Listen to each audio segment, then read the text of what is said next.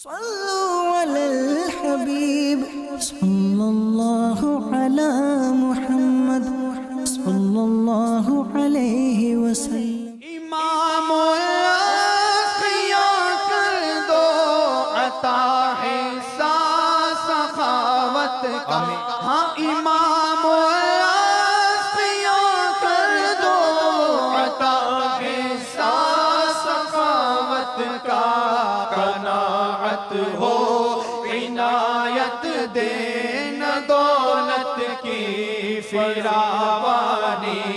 قناعت ہو عنایت دین دولت کی فراوانی. یہاں پر امیر علیہ سنت کی مدنی سوچ آ گئی. اللہ تجھے عثمان غنی کا خزانہ دے. ہمارے کرتے ہیں کہ آپ نے سخاوت کی التجا کی ہے کہ مجھے اپنی سخاوت سے حصہ دو، مگر اس میں مال و دولت نہیں مانگا. نہ دولت دے نہ دولت کی فراوانی. یہاں پر امیر علیہ سنت نے بارگاہ عثمانی میں قناعت کا سوال کیا کہ قناعت عنایت ہو، میں دولت کی فراوانی نہیں مانگتا. جب عثمان غنی رضی اللہ عنہ کا ذکر آتا ہے تو دولت کا ذکر آتا ہے، کیونکہ آپ کی سخاوت بڑی مشہور ہے. اور باقاعدہ ایسی سخاوت تھی کہ ہر جمعہ کو ایک غلام آزاد کرتے تھے.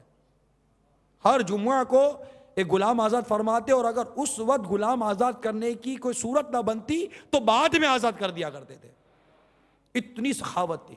اتنا مال راہ خدا عز و جل میں خرچ کیا اور کنواں خرید کر دیا، اور اتنا مال دیا اتنا مال دیا اتنا مال دیا، آقا کے قدموں میں نچھاور کر دیا کہ آقا فرماتے ہیں کہ اب عثمان کو اس کا کوئی عمل نقصان نہیں پہنچا سکتا.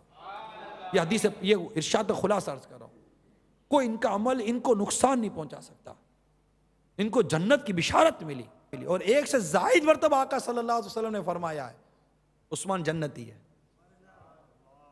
عثمان فی الجنہ.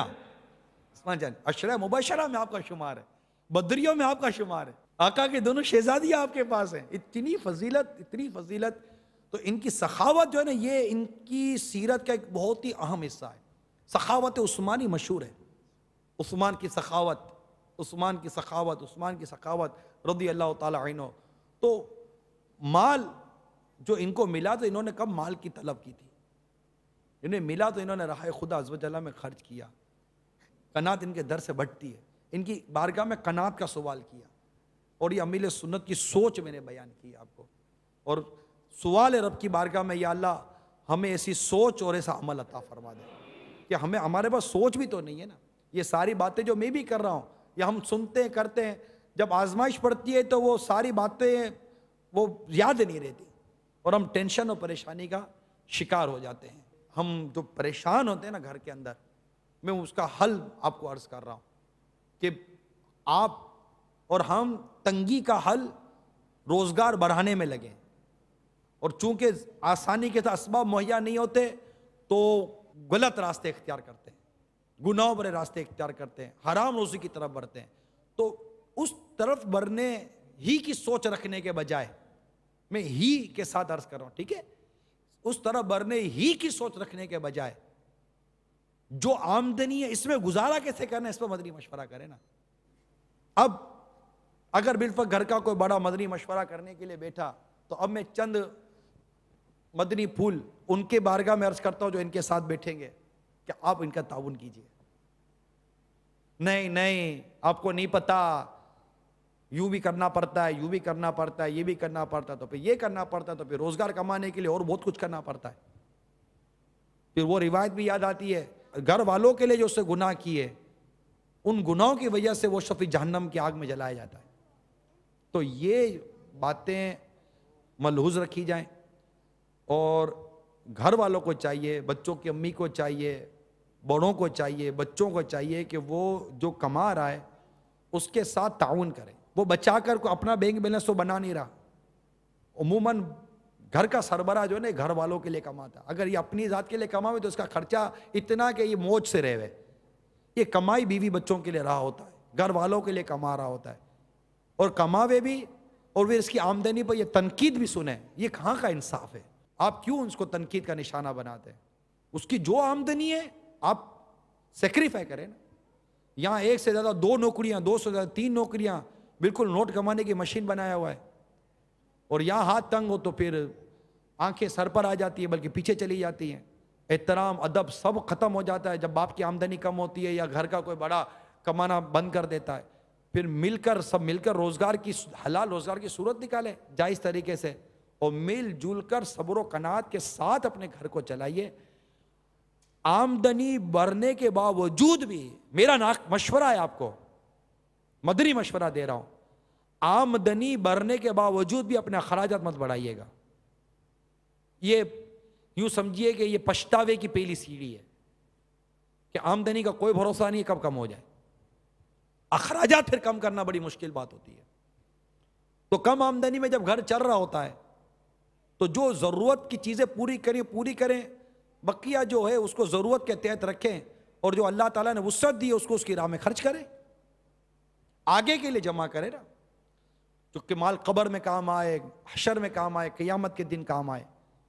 تو یہ گھر والے مل کر، بلکہ گھر کے بڑے کا آپ حوصلہ بڑھائیے، ہم ہیں نا، ہم آپ کا ساتھ دیں گے، ہم صبر و شکر کے ساتھ رہیں گے، ہم اپنے اخراجات میں کمی لائیں گے، ہم کھانے پینے میں کمی لائیں گے، جو ہوٹلنگ کے ایکسپنسز ہوتے ہیں، جو باہر کے جو فوڈ کلچر کے جو خرچے ہوتے ہیں، اللہ کی پناہ اتنے خرچے ہوتے ہیں، کوئی باہر سے چھوٹی سی چیز گھر کے لیے منگاؤ تو 1000-1500 روپے یوں ہی نکل جاتے ہیں، 1000-1500 کا بل تو یوں بن جاتا ہے۔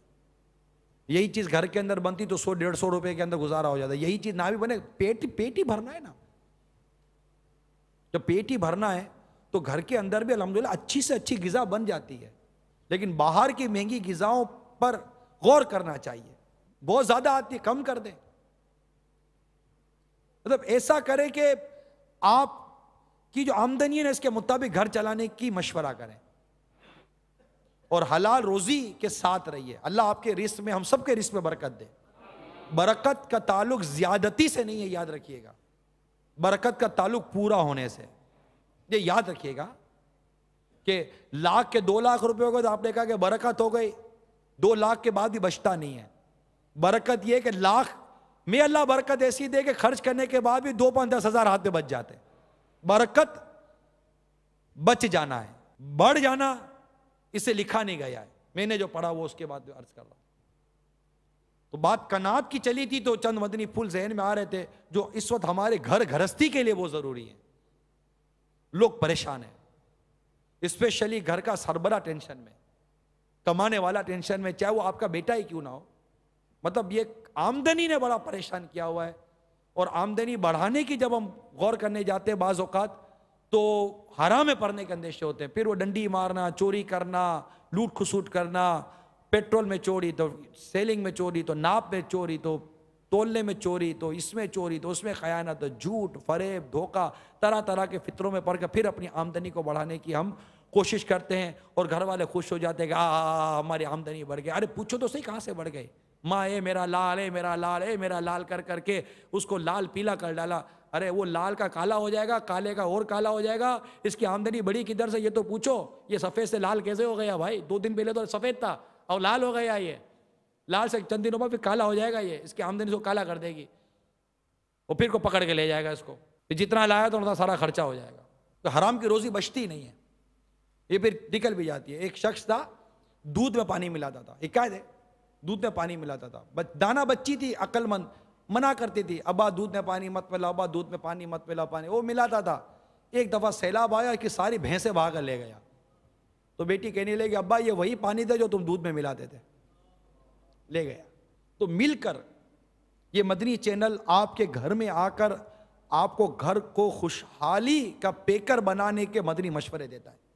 مدنی چینل کیا کر رہا ہے؟ یہی ہے، مطلب ہم آپ کے گھر کے 2 پیسے بچیں گے، بہت زیادہ یہ ہوگا کہ کچھ مدنی عطیات ہمارے بڑھ جائیں گے کہ یار چلو یار مدنی چینل نے کو 2 ہماری تھوڑی بہت آمدنی کروا دی، چلو یار اس اپنے گھر کے جو بجٹ بناتے ہیں تو بجٹ میں مدنی چینل کو، دعوت اسلامی کو مانا اتنا یہ کر دو گے آپ تو اللہ آپ کو جزا دے گا۔ میں کہا کہتا ہوں، ہمارے کو مبلک تھوڑی کو کہتے ہیں کہ ہم کو پیسے چاہیے، تو دعوت اسلامی کے اخراجات کو بھی اپنے بجٹ میں لے لو، چھوٹا سا، چاہے 100 ہی روپے صحیح، یار 112 روپے صحیح، 12 روپے ہی صحیح، کہ چلو 12 روپے اپنے دعوت اسلامی کو دیں گے، 112 دیں گے، 1200 دیں گے، 12,000 دیں گے، 1,12,000 دیں گے، اللہ نے وسعت دی. یہ ایسے ہی آپ کو, اب میں ہوں تو دعوت اسلامی والا نا, جب آپ کے گھر کی بات کروں گا تو اپنے گھر کی تو بات کروں گا نا, اپنا گھر بھی تو ہے نا یار. آپ یہ اچھا, یہ تو وہ گھر ہے جو ہم سب کا گھر ہے. اب تک جو بات کی وہ خالی آپ کے گھر کی تھی, اب جو بات کر رہا ہوں وہ ہم سب کے گھر کی کر رہا ہوں, کہ اس کو ہم سب نے مل کر چلانا ہے اور چلائیں گے انشاءاللہ. مدنی چینل کے لیے جو ساتھ دے عطار کا, مدنی چینل کے لیے جو ساتھ دے عطار کا, اس پہ ہو رحمت خدا کی اور کرم سرکار کا. اسی طرح اپنے گھر میں پیٹرولنگ پر بھی تھوڑا غور کیجئے. یہ جو ٹرانسپورٹ یوز ہوتا ہے نا, بار بار آنا جانا, کار کا بیکار استعمال, پیٹرول کا خرچہ, ایک کار میں گزارا ہے تو 2-2 3-3 رکھ لینا, تو اس کے بھی ڈرائیور بھی رکھنے پڑیں گے, اس کا مینٹیننس بھی ہوگا, اس کی آئلنگ اور فیلنگ وغیرہ سارے اخراجات ہوتے ہیں, تو اس پر بھی غور کر لینا چاہیے. جملہ جو بھی مطلب کہ آپ کے جو اخراجات ہیں ان کو لکھیں, اور جو کام گھر والے خود کر سکتے ہیں اس کو باہر سے مت کروائیں, پیسے دے کر اپنے ہاتھوں سے کرنے کی عادت پیدا کریں, تو اس سے بھی بہت ساری آمدنی بچ جائے گی آپ کی. کہ جو کام ہم کر سکتے ہیں, ہمارے ہاتھ کر سکتے ہیں, ہماری اولاد کر سکتی ہے, وہ کام ایسوں سے لینا جن کو پیسے دینے پڑتے ہیں. تو یہ عیش و آرام, بیجا عیش و آرام کی بھی عادت پڑے گی. بیماریاں بھی اس میں آتی ہیں بعض اوقات, کام کاج ہم نہیں کرتے تو اس سے آمدنی پر بھی اثر پڑتا ہے. اخراجات بڑھ گئے نا, جب ایکسپینسز بڑھیں گے تو پرابلم کریٹ ہوگا. تو ہمیشہ اپنے اخراجات کو اپنی انکم کے تحت رکھیں. صلوا علی الحبیب صلی اللہ علی محمد صلی اللہ علیہ وسلم.